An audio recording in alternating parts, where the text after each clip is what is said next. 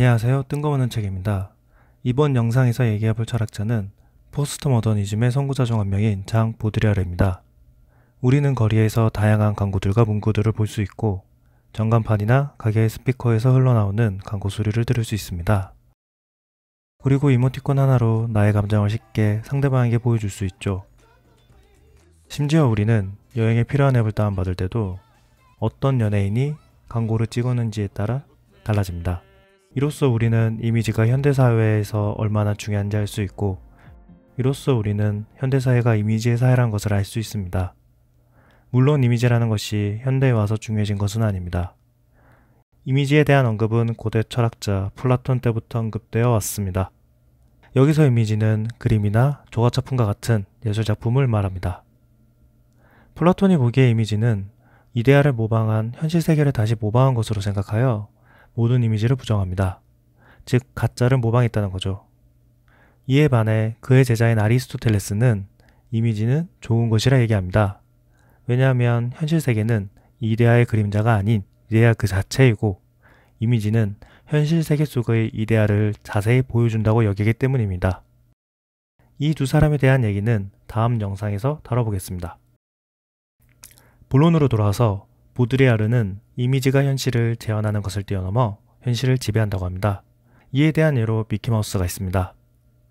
우리는 미키마우스와 생지를 하나의 공통된 대상으로 생각합니다. 하지만 미키마우스와 생지는 성격으로 보나 외모로 보나 전혀 다릅니다. 만화 영화 속 미키마우스는 플루토라는 개를 기르고 있고, 인간과 동일한 의식주 생활을 하며 미키마우스만의 인격체를 가지고 있죠. 하지만 이것은 생지와 어떠한 연관관계도 없습니다. 그렇지만 우린 미키마우스를 보면 생지를 떠올립니다. 보드리아르는 이런 현상을 시뮬라크르라고 하고, 이런 시뮬라크르들이 모인 세상을 시뮬라시옹이라고 하는데, 이에 대한 적절한 예로 디즈니랜드가 있습니다. 그렇다면 왜 현대에 와서 이미지의 사회라고 하는 걸까요? 보드리아르는 이 이유를 TV와 같은 매체들의 발명 때문이라고 합니다. 이런 매체들이 이미지를 생산하고 그 생산된 이미지를 다시 재생산하는 과정을 거치기 때문이죠. 이렇게 재생산된 이미지는 편견 혹은 선입견을 줄 수 있습니다. 어떤 두 사람이 각각 아이언 쌤과 7번 방의 선물이라는 영화를 봤다고 가정해보죠. 이 두 영화 모두 지적 장애인을 주인공으로 하고 있지만 두 영화가 장애인의 이미지를 소비하는 방식은 서로 다릅니다. 아이언 쌤의 경우 영화가 주인공을 일반인과 다를 거 없다고 보여주죠. 샘 자신이 좋아하는 비틀즈에 대해서는 누구보다 박식하고, Lovely Rita Meterman? Yeah, and Harrison like George. 본인이 일하는 직장에서는 오랫동안 열심히 일해왔기에 눈치가 있다는 것을 보여주죠. Yeah, I Captain, and I can't take her to work anymore because she's too big now. Annie. Yeah, that was her first word. Annie.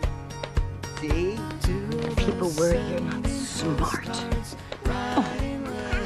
Papa. 주말에는 같이 놀 친구가 있고, Years every Thursday video night and you forgot? 때로는 자신의 마음에 들지 않으면 성질을 내기도 합니다. I don't want something else. Why did you ask me that? 이에 반해 7번 방의 선물은 영화가 시작되고 끝날 때까지 아무 이유 없이 주변인들이 주인공을 구타합니다. 우리는 주인공이 어떤 취미를 가졌고 어떤 생활을 하며 어떤 것을 좋아하는지 전혀 알 수가 없습니다. 왜냐하면 주인공에게 아무런 근거 하나 없이 유아 유괴 강간 살해범이라는 최악의 쓰레기로 만들어 정상인이라고 해도 안타깝고 불쌍한 상황임에도 지적 장애인이라는 설정을 넣어 영화 자체가 관객에게 지적 장애인은 불쌍한 존재라는 것을 각인시킵니다. 우리는 이렇게 예상할 수 있습니다. 아이언 쌤을 본 사람은 이런 사람을 만나게 되면 그와 친구가 되려 할 것이고, 7번 방의 선물을 본 사람은 길에서 이런 사람을 만나면 불쌍하게 바라볼 겁니다.